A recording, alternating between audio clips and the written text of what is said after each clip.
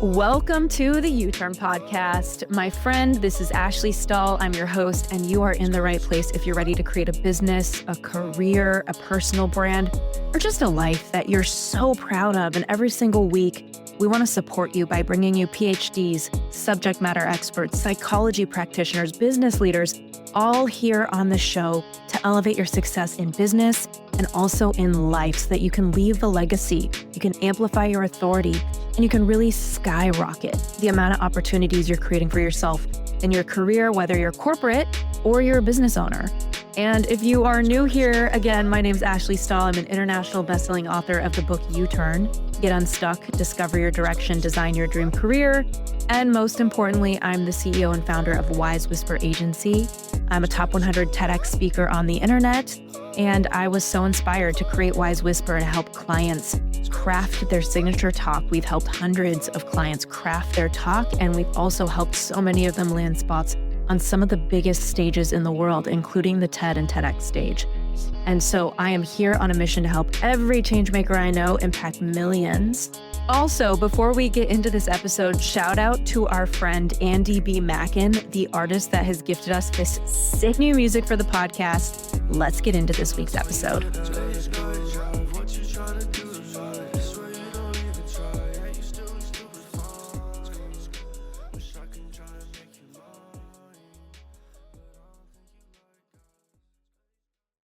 All right, U-Turn friends, I have Allie Mazur on the show today, and if you have not heard of her work, she's the founder of Beyond Herpes. Bet you didn't see that one coming today, pun intended, maybe not. A coaching practice dedicated to helping people find healing, confidence, and freedom after a genital herpes diagnosis. So she works with both men and women who are looking to really overcome that fear, that shame, that stigma, with really practical, tactical, and all sorts of tools just to live life better with this challenge and how to turn that challenge into a blessing. So she's a world traveler, surfer, nature lover, and she really encourages her clients to embrace life fully and unapologetically. She was originally an army brat with roots everywhere. Now she calls San Diego home after living in New York and Costa Rica. So you could check out her one-on-one coaching, her programs at livebeyondherpes.com. And today I'm going to be asking about her story and just really helping all y'all with what did she do to overcome this? And also, let's say you don't have herpes. What do you need to be aware of out there in the dating pool, right? Like, it's crazy out there. So, without further ado, Allie, thank you so much for coming on. You're welcome. So excited to be here. Yeah, I'm so excited to just like start with your story because I think it's really profound. I don't want to ruin it. So, I'll just let you get into like, why are you helping anybody with herpes? What happened in your life that makes this something that is important for you? Yeah, I'll get right into it. And I will say, just because you mentioned, even if you don't have herpes, I strongly encourage you to listen to this. It is so extremely common. And I'm just going to put this out there. A lot of people don't share. I've learned that in my work. The people who come to me want to share that they have it, but a lot of people don't. So people get very blindsided and they get herpes from someone who just couldn't tell them. Wow. They couldn't muster the courage to tell them. So you got to know about it no matter what if you're dating. Um, okay, so my story. Thanks for the disclosure time. I got it when I was 23. And I got HSV1 genitally, which means it's like there's two versions of the herpes virus. They're 50-50 now on what kind or type you get when you get genital herpes because they're pretty interchangeable, with oral sex. It can be either one. And I was totally blindsided because I had just started being sexually active. I was hoping at the time to save myself for marriage. And I was living in New York City. Was I was living a life that was I was confused because I was like, everyone around me is having casual sex. People are having sex on third dates. That was is that the cool thing still? I don't know. But that was like the thing. Like you go on a third date and it's like, oh, is it moving forward? Is it progressing? And I was like, what the heck? Like, I don't want to have sex for a long time. And I had this kind of moment where I was dating someone and I was like sick of being alone. And I was like, if this is what I have to do, I will do it. And it really was heartbreaking. And because within that first month, I got a genital herpes outbreak. Did So you know that he had herpes? No. And then we You can know, he had herpes? no. So this is too important and right off the bat, like a thing to note is like either of us could like when I talk about this, people are like, oh, he definitely gave it to you. You didn't have sex that much before, blah, blah, blah. I could have gotten it. Sorry, we're going right into the Yeah, let's go. I could have gotten it in high school. I was the good like girl that would still do other stuff. I had guys, Yeah. my boyfriend would go do oral sex and like you Yeah. can get it that way. Yeah. So, yeah, it's funny. I'm like temporarily uncomfortable talking about this stuff, but I just have to lose because I have to filter it for like social media Yeah. sometimes. You don't have to But filter on the pod, I don't think. thank goodness. So no filter. So yeah, so I could have been the one to give it to him. And what I see a lot with clients is the trauma of a sexual experience that isn't what you are feeling good about, you're not 100% sure about, you're not, for me now it's are you in love with the person? Like even something as simple as feeling like you're doing something out of obligation or against your values, like there are cases that show herpes can resurface then. So like even if I got it once in high school, I thought it was a UTI or something. I had no idea because I didn't think I needed to get tested could have had it. So that's all nuance, but I think it's important to know. Yeah. And when I got it, I found myself, in an exam room at an urgent care. I don't in New York, it was probably like I don't remember, some sort of clinic that I walked into, and I was mortified and like the most I remember just feeling like sobbing uncontrollably. Like I didn't even know much about it. I just knew that the stigma attached to it was so deep that I was scared. That's what I say. No one would ever love me, and I would never find a good relationship. Like that's the feeling that I had, and I know that's not everyone's initial feeling, but it is for the people who come to me for work. My work, it is the feeling you often get, and there are men and women out there who wouldn't want to be with someone who has it because for various reasons it is a health minor health issue. It is painful when you first get it. We can get all into that, but like there's a reason to be afraid. And I think that's overlooked too. Like, so anyway, I was afraid, but I remember, this is the funny part, looking up, like trying to find someone talking about it. And I found a TED Talk, but it was from a long time ago.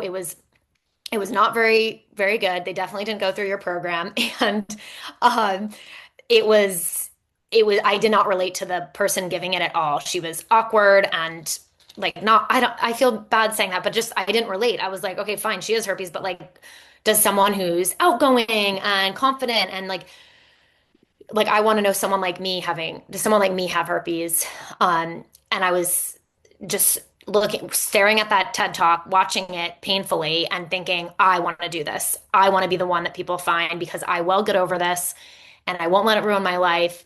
And so in a way, the TED Talk thing kind of was the reason I got into the work years later, is what triggered me to realize there are opportunities to help people and you just have to it's just hard work getting there.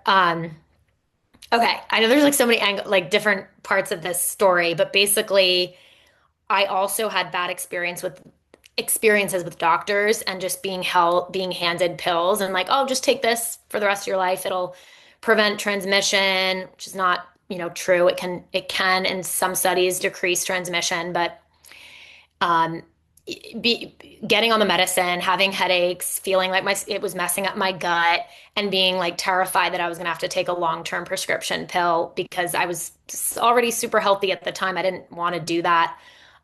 So yeah, being told you have to be on a lifelong medication, that you have to tell all your partners, that's a lot to hear at 23, especially when you were just a virgin. And I swore I would figure this out and figure out why it's so stigmatized, how to help people, and what the like root cause of this stigma is. And I think I've started to crack it. It's been a lot. Mm. Mm. Okay, so what I'm hearing you say is like it's not like you need to have a lot of sex. Like I think people think like, oh, you're sleeping around, you're eventually gonna get it. But you were saying like you didn't really sleep around and this was kind of like your first time in a while or It whatever. First time ever. I was in college. I was flirty. I was sexual. I went on dates. I did Yeah. everything else for the, I hate using this because I don't condone this anymore at all or like support this, but I was like the good Catholic girl who just didn't have sex, but like, but, but that's the honest truth. And now I'm the good Catholic girl who will not have sex till marriage, but that took a long time to get to realize like that's really what the purpose of that is. Not to like cut, not to, I don't know how to say it without just like turning people away, but like I was doing everything else. And I think herpes because it's so easy to spread. You can spread it from like When you think about businesses growing their sales beyond forecasts, you probably think about a product with very high demand, a very focused brand, and influence-driven marketing. But an often overlooked secret is actually the businesses behind the business making selling simple. For millions of businesses, that business is Shopify. Shopify is home to the number one checkout on the planet, meaning way less carts going abandoned and way more sales going. So if you're growing your business, your commerce platform better be ready to sell wherever your customers are scrolling or strolling on the web, in your store, in their feed, and everywhere in between. Upgrade your business and get the same checkout brands like Mattel and Heinz use. Sign up for your $1 per month trial period at shopify.com/U-turn, all lowercase. Go to shopify.com/U-turn to upgrade your selling today. Again, that's shopify.com/U-turn. grinding on people. It's not skin Can to you skin really? contact. Yeah. So skin to skin contact is how it spreads.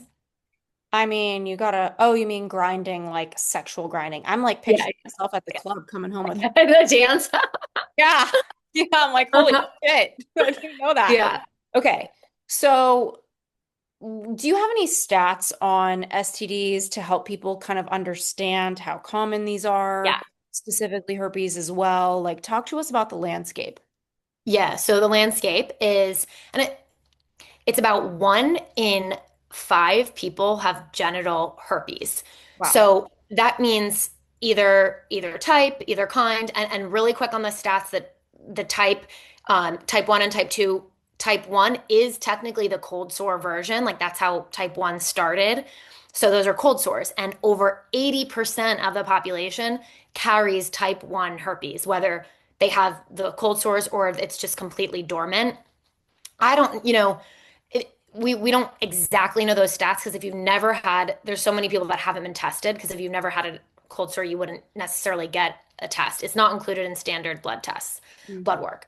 Um, so 1 in 5, but the interesting part about that stat is it's split. So there's more women that have it, 1 in 3 to 1 in 4, and less men, 1 in 7 to 1 in 8. So that 1 in 5 is just the average, but women are much more likely to get genital herpes because of the anatomy of the area where you get herpes and your genitals is much more wet and soft and subtle. So like it's more likely to contract it versus a man who doesn't have as many to get sciencey the mucosal membranes as we do, Mm. and Mm. that's how it spreads. Mm. Okay, you're saying like basically 4 out of 5 people have the virus, but it's mostly on their lip. But Yeah, obviously it transmits to genitals if somebody gives yeah. oral. But the person that is receiving oral sex needs to have a cut, correct? Great question. This is why it's more common for women. So they don't necessarily need to. They just, if the vagina is full of mucosal membranes, which are like skin that is so soft and so, I mean, that's why it's so easy to get STIs and STDs. You don't have to have a tear or a cut. It can happen with just skin to skin contact. The nuance is that it's not the person that is if they're not shedding the virus is what it's called, um, they won't spread it. So it's not like every time you do this, you're up for risk. It's about 10% of the time that you don't have any sort of cold sore, or if we're talking genital herpes, you're shedding the virus, which means you're able to spread it even if you don't have the outbreak. So yeah, so you're kind of just you're risking it. But, you know, I just want to note too, as we're getting into all this and to not scare people who are listening, like it really is so common and it is so manageable. And that's what I do. So like, don't be afraid. I don't want to scare anyone away from getting out there and dating and But being it's intimate. you're educating people because it's like we got Yeah. to know what we're getting into. Like it's, Yeah. Yeah. if you're gonna get on the sex ship, know what's out there, and now we can get into the good side of like how to navigate it. But and then you were saying 1 out of 5 people have the genital version, correct? Yeah. Yep. Okay. So that to me is so eye-opening. And of course it's manageable to live with it, but if we can prevent ourselves from having to navigate, Yeah. why wouldn't we? Do condoms or protection methods work? Like, what is your thought on how to prevent it? Let's say the person doesn't know, you know, Yeah. you just want to You, practice being safer. I mean, the honest truth is no, condoms can help because depending on where the person who has it, depending on where their outbreak is, if the condom is, you always get your outbreak in the same spot. So if, you know, if the outbreak that the woman has, for example, is on the inside of her vagina, it can be on the inside or the outside in the labia or in the upper thigh. So, say, for example, we'll go with actually the upper thigh example. That's not going to be easy to prevent with a condom because a condom's not that part of your leg is going to be touching the other person with or without a condom. If your outbreaks are internal and you're using a condom, it will help, yes, but the herpes virus can carry in fluids too, unfortunately. So, like, it's like not foul proof at all. Um, and yeah, but so I think the number one way to prevent getting it, if you're someone who doesn't have it, is to have a very honest sexual health talk, like with someone you're dating or going to be intimate with. And I mean, yeah, so that's like really digging in and saying like, look, I know a lot of people don't talk about this. I know doctors even in some cases say, "Oh, no need to tell. So many people have it." I've heard that.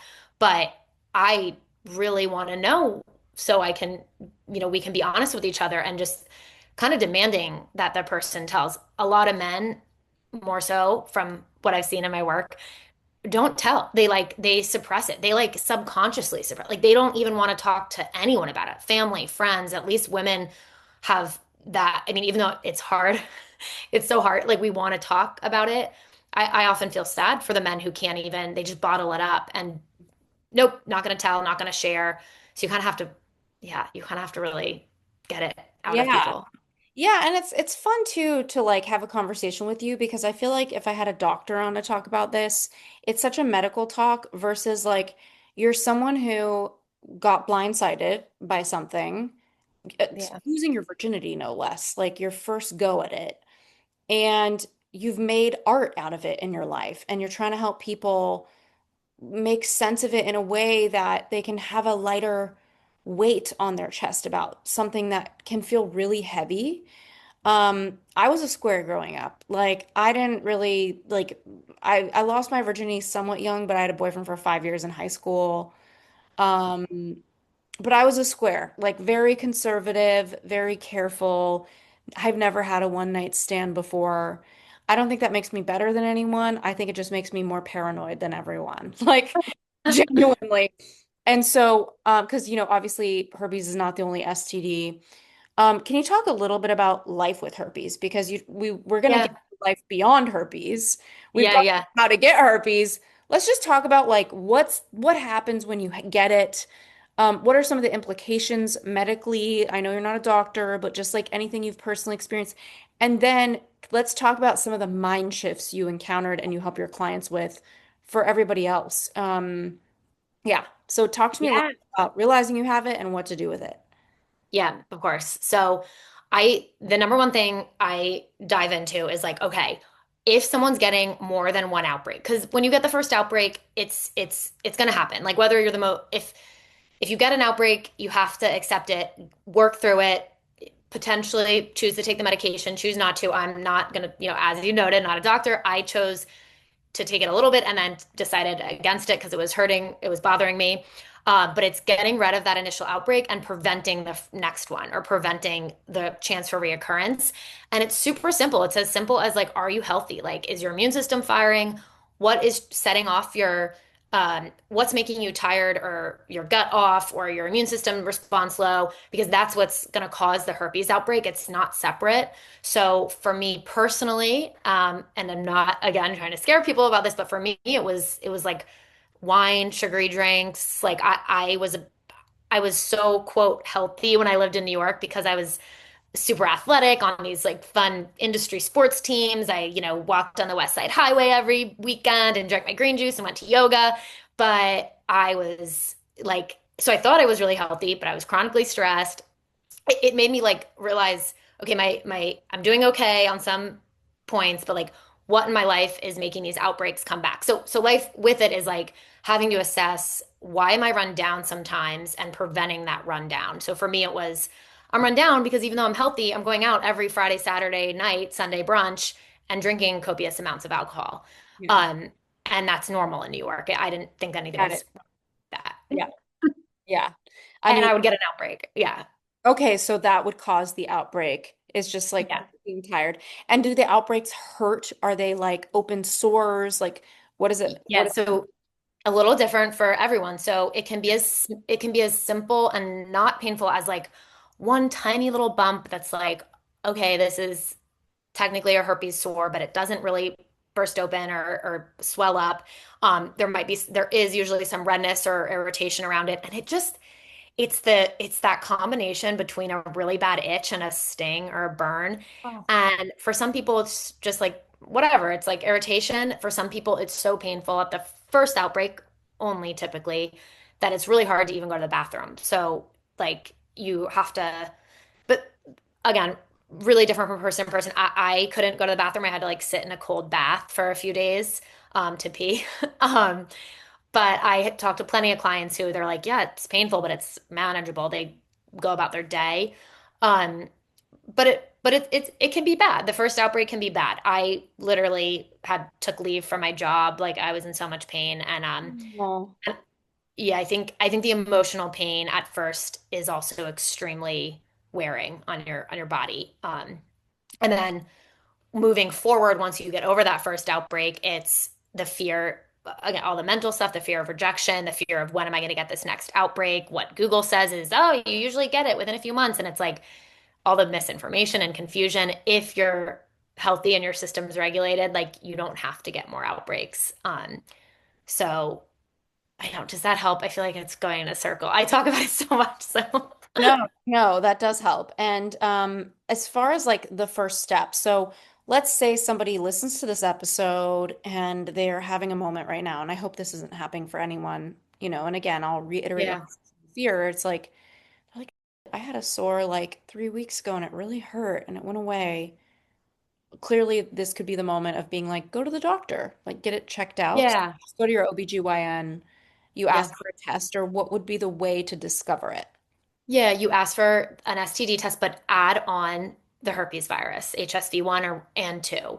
In some states it's included. Rarely though. Most clients I work with say they had to ask for it because they just had a sense based on reading about the symptoms. Sometimes I didn't mention this, but I think this happened to me. I just was so much shock when I like think I blacked out on some of this. You would get chills, fever, like you kind of get run down your first outbreak. So And then after if that, does it not stay like that? Like, does it improve? yeah, for like year, month after month, year after year, even if you have reoccurring outbreaks, often most of the time you don't have that reoccurring like flu-like symptoms. So someone who, I do have clients who have reoccurring flu-like symptoms, but it's 99% of the time it's coinciding with an autoimmune disease, something like their immune system is suppressed. And so the herpes virus is taking um, advantage of their body, not advantage, is for them much harder than it would be for someone who is fine health wise. Yeah. Yeah. Okay. Um, okay, so we got into like what it looks like when you have it, what to do with it, getting beyond it. Final Yeah. question about living with it. A lot of people, maybe they want to have babies or like what are the implications for fertility or having a kid that you've had to process for yourself? So yeah, it's such a good question. I haven't, I feel like I know how common it is and how if it really did have the implications that, WebMD notes like, oh, it can be, you can pass it vaginally to your child. That's only if you have an active outbreak or you're shedding the virus or you've recently had one. And where you're going, or even if you're doing an at-home birth, like you need to know that if you have it, you can take the antivirals like the week of your when you're leading up to when you're going to give birth, for example, if you want to go that route to make sure the virus isn't active. I've never once been worried that I would have to get a C-section or like it would hurt my fertility at all. Just knowing the stats, like knowing how many beautiful babies are born from beautiful vaginas all the time Yeah. and how common it is. It's like, this is not a real problem. People are saying it is because they want to be extra careful. Of course, if someone had an active outbreak or recently had one, yes, it can pass vaginally, but it is very, very rare, very rare. And the nurses and doctors know how to, like you will be in good hands. My dad's an emergency medicine doctor, so I think that maybe that's one reason why Ashley, like I don't have hesitations about it because I have had him to assure me he's literally never even seen it happen, and he delivers babies all the time.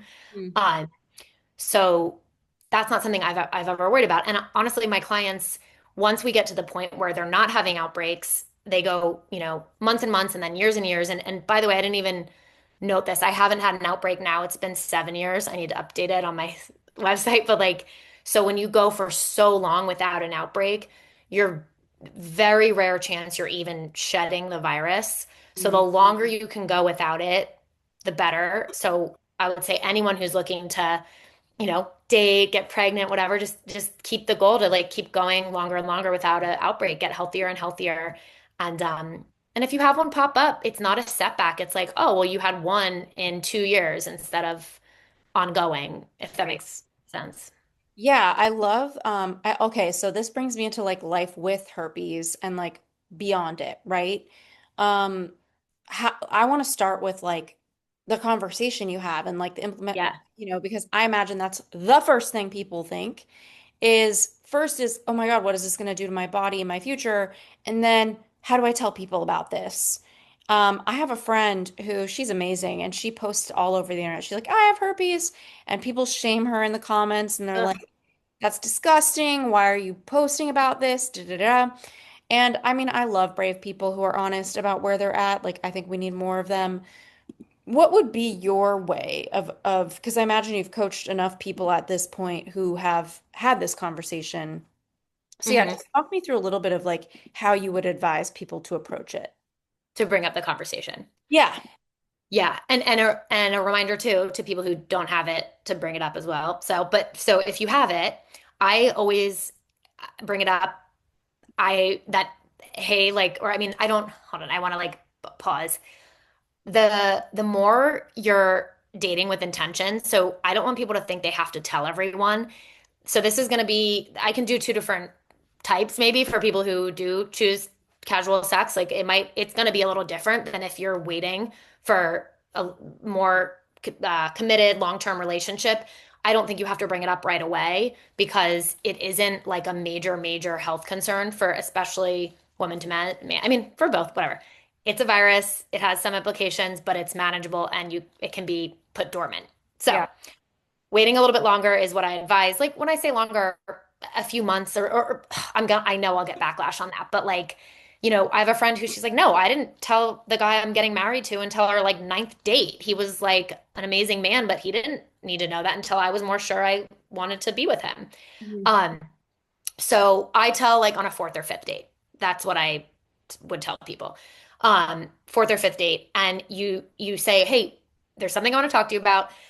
It is a little uncomfortable. It's on the sexual health front, but I do want to have the convo and want to know if there's anything you need to talk about as well. But I carry or I have had the genital herpes virus. I have it like under control. It's pretty dormant in my system. Like I haven't had an outbreak in, you say how long it's been, especially if it's been over a year. Um, and so I say, haven't had an outbreak in 7 years, but I just like to bring it up to be really honest. And it's low risk to you, but if you do get it, it's not a big deal. 1 in 5 people have it. it doesn't have long-term health like consequences. And then I always I don't even have to get that far really. Ashley, often people are like, "Oh my gosh, like thank you for telling me." Yeah, I promise 50% of the time or more, someone's like, "Oh, I have cold sores. I get it." Or like I have, one of the strains too. No big deal. Or, "Oh, my ex-girlfriend had that. I never got it, but I'm not worried. Maybe I have it. I just never got tested." Or it's so common that often the response is just pretty casual. Oh, Like, yeah. Yeah, yeah. we're just bopping along with all Yeah. the things that we're out here with. I mean, if COVID taught us anything, it's about just like oneness, like Yeah. how somebody could have something in Italy and the next week it's in LA and the next week it's here and everybody has it in hospitals. It's like we just saw like the impact and of our connectedness. Okay, so there's the conversation, there's living with it. What else are you helping clients with? Um, and yeah, like what am I not asking you Yeah, yeah, about? yeah. Like, I have a good thought on this is shame. yeah. So I think we've talked so much about living with it, and I want to emphasize though, I mean, the name of my company, Beyond Herpes, is to not even have to like think about it or worry about it. The only time you should even have to think about the fact that you have herpes is for that conversation. Mhm. Other than that, if you get your body in shape and your health in check, you shouldn't have outbreaks. You shouldn't have to deal with them and deal with the pain. And then coming to the shame part, the most important and the most, I think, impactful work that I do with people is to help lift them literally out of shame and stuckness and the closed offness and the fear and the I just imagine someone like when I got it, I felt like there was a giant foot like stepping on me constantly, like Yeah. putting me down, like this heavy feeling. And I help lift them out of that and into at first just I mean, well, I can get into details. Like we don't try to go all the way up to just like acceptance, freedom right away. We start with like, okay, anger. Get angry about this. Like figure out like what like let's work out of shame slowly. Get some courage to tackle it. Okay, let's step out of courage. Let's get into some acceptance. And I think I have a beautiful way of helping people step by step get out of shame that isn't this overwhelming task of like just doing a 180 all at once because that's really hard to do. Yeah. Yeah. And I actually was wondering too, is there like legal ramifications? Like if somebody does not be honest and omits that they have something and you contract a virus, Yeah, and there's people who sue them and they're like, my, in some states, and so in Texas, I know it's a thing. I haven't looked recently, so I don't want to say any other ones that I know for sure, but it isn't in others. So it just depends what state you're in. yeah, yeah. So there's probably like the Yeah. anger piece of it, teaching them how to talk about it. Um, Yes. And I think, yeah, so when I help people get past it, beyond it, that too. It's not like, okay, let's talk about how to talk about it on a date. It's let's talk about how to talk to your best friend about it. Let's talk to your sister about it or your mom or someone you trust. Or if it's a guy I'm working with, I know, guys, it's hard to express your emotions, but think of one person in your life. Like that's your homework. And I want you to try to have a conversation with them. And it's my favorite kind of homework to give because people come back to me and they're like, oh my gosh, they said they had it or their brother had it or their best friend or whatever.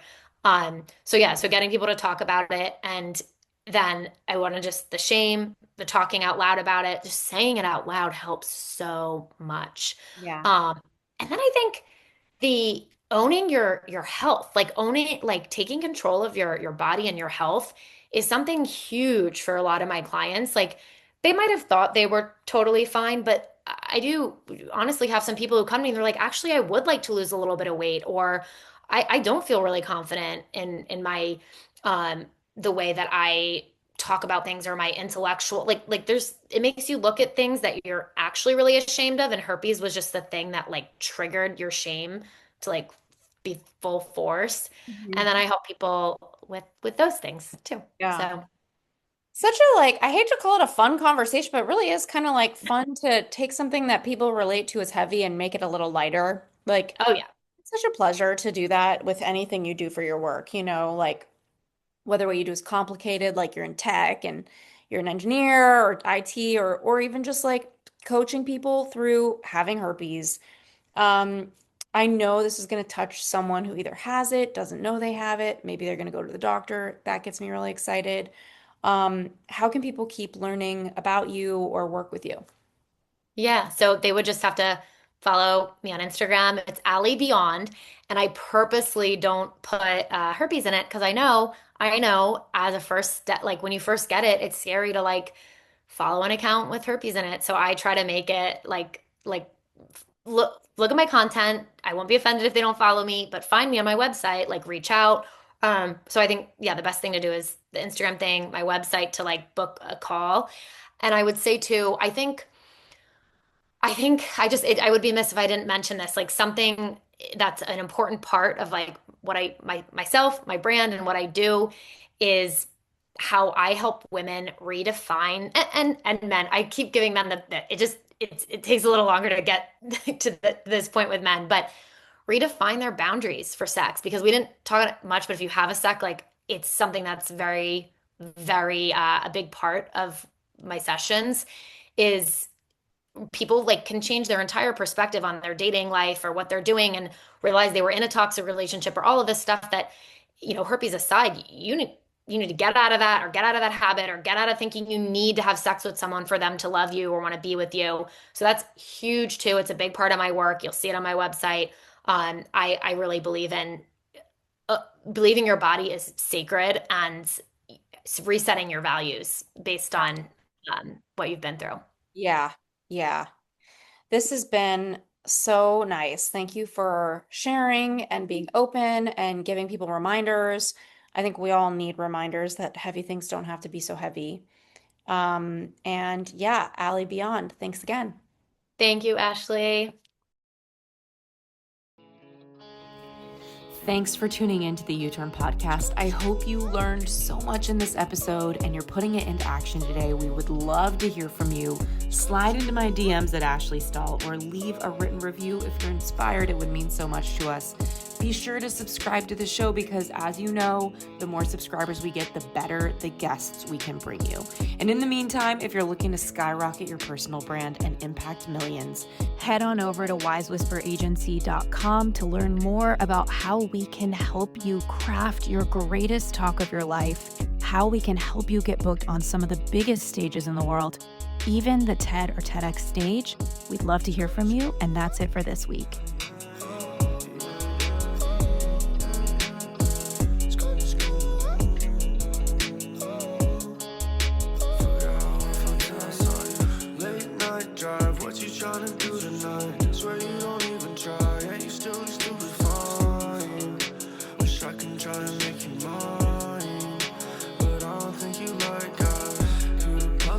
Trying to solve, always think you know it. I've been thinking about you up against that wall.